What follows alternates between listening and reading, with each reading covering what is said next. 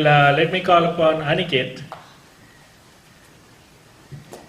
Aniket, what are you doing for us? 21 dynasties and empires. All right, you'll have to repeat that. Yeah, I'm doing 21 dynasties and empires.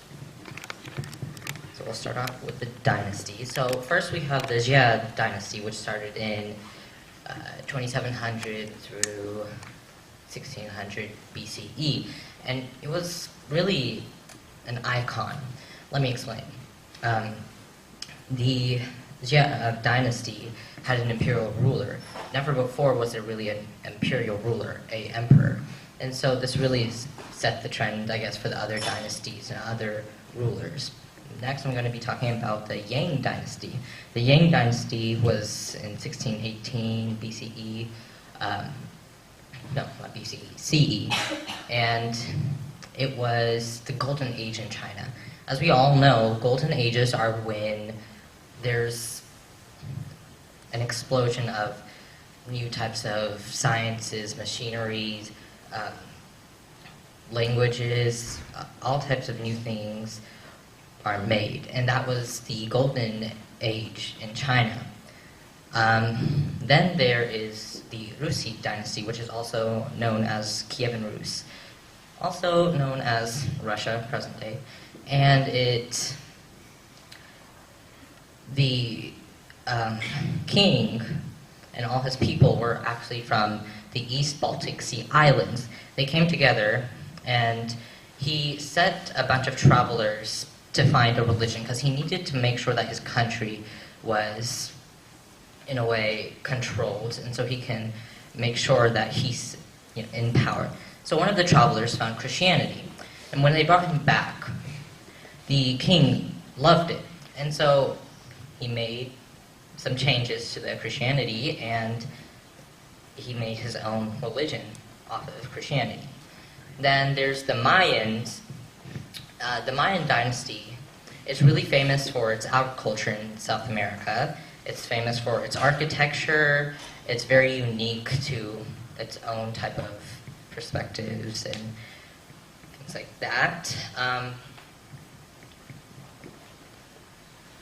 And then there's the Gupta dynasty, which is the golden age for India. In this age, or this dynasty, there was just a flourish of music, poetry, colors, and fashion, and all that stuff. It was very like a heavenly time for India. Next is the Roman dynasty. The Roman dynasty, Romans were really cruel savages. They really wanted to pretty much like take over the world, but they're very known for their strong military. Actually, in fact, they put newborn babies outside the walls of their cities for 3 days, let them completely alone, and whoever survived, whatever babies were left, would join the military. And so, they're really toughly built. And like I said, they're savages. Whenever they took over the enemies' lands, or not really enemies, no one really, they just took over. But they put salt in their crops to make sure that they could barely survive, and they didn't really care or have compassion for others. They just wanted to make sure that they are known throughout the world and that they are a strong force.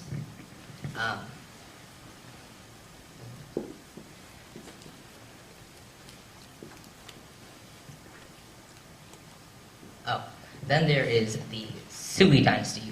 The Sui dynasty was actually before the Tang dynasty. The Sui dynasty was really famous for its really good economy. It was trading with foreigners. It was known to be kind of the modern set trend, or trendsetter, not that. And then there is the Song. The Song dynasty is in China, and they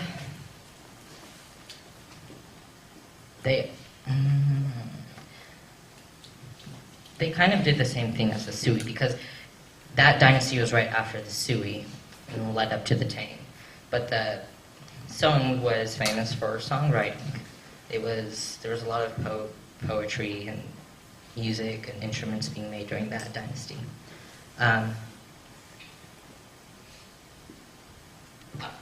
Then there's the Hans.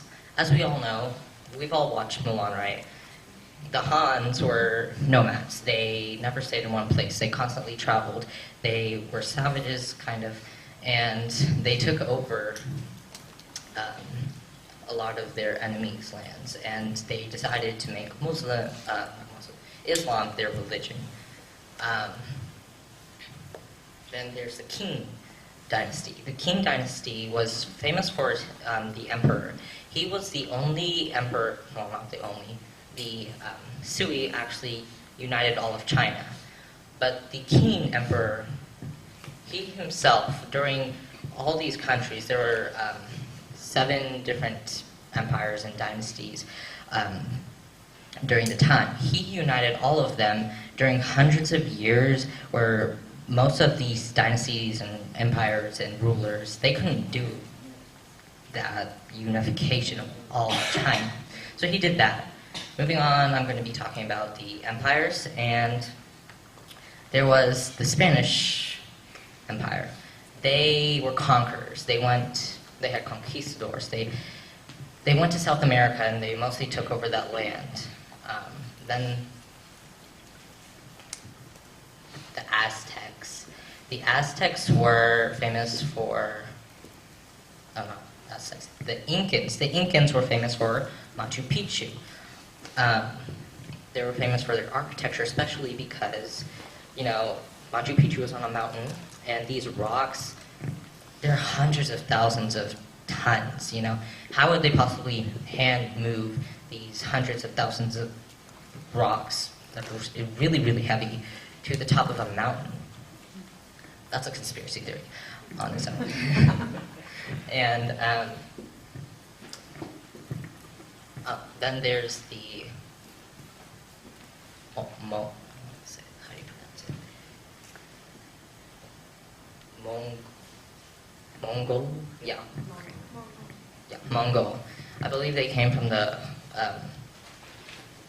Hans in the past because they were their ancestors.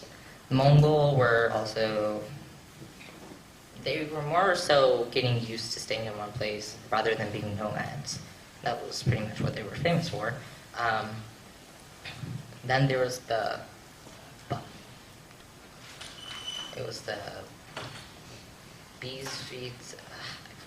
how do you pronounce it? Byzantine? Yeah, Byzantine. It was from the East Romanian type of empire. They were famous for their beautiful artwork, and they were kind of violent, but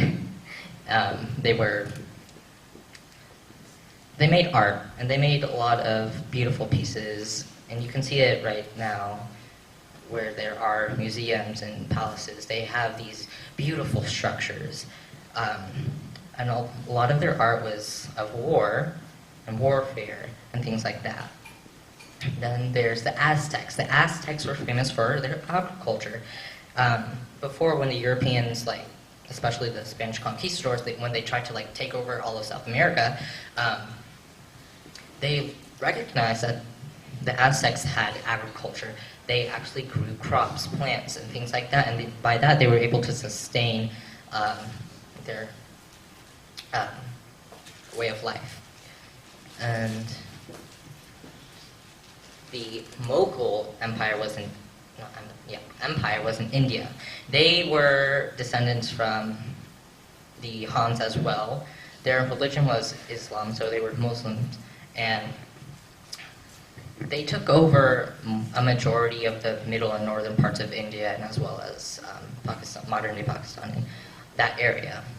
They were famous for being very rich in their resources: gold, jewelry, weapons, things like that. And then there's the Shang Empire. The Shang Empire was famous for its trade, not much other than that. Then there was the Ottoman Empire. The Ottoman Empire, have you heard of the Ottoman Empire, guys? A lot of you. So they were really famous for taking over a lot of the Middle East. A lot of the European countries during that time, they were conflicting with each other because the Ottoman Empire was taking over fast. They pretty much had the whole Middle East to themselves. But there were a lot of crazy people there. And their army didn't really have unification. There were a lot of fights and breakouts, which eventually led to the defeat of the Ottoman Empire. And then there's the Delhi Sultanate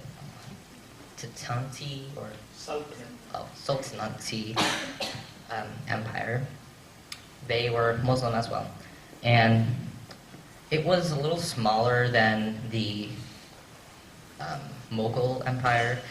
It was relatively in the north. They took over the north. There's not much other than that. There was the Zhao Empire. The Zhao Empire was one of the most powerful empires in China. Their army was said to be one of the biggest empires in the world.